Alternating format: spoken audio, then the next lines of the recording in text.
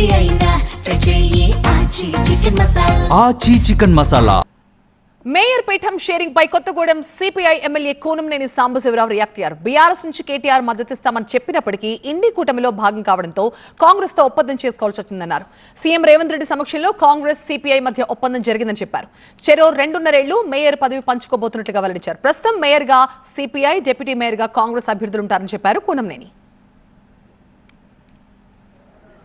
Mayor పోస్ట్కి సంబంధించి మన బీఆర్ఎస్ వారు కూడా కేటీఆర్ గారు, హరీష్ రావు గారు వాళ్ళు ఫోన్ చేసి ఆఫర్ చేయటం జరిగింది.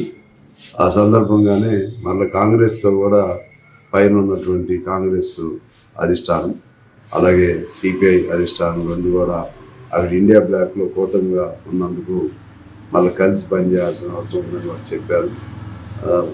వారి ఆదేశాన్ని గౌరవిస్తూ రాత్రి సీఎం గారి సమక్షంలో, పిసిసి అధ్యక్షుడి సమక్షంలో మా పార్టీ నాయకులు పల్నారాయణ రెడ్డి గారు తదితరులు వారితో చర్చలు జరిపి ఒప్పందం చేసుకోవడం జరిగింది.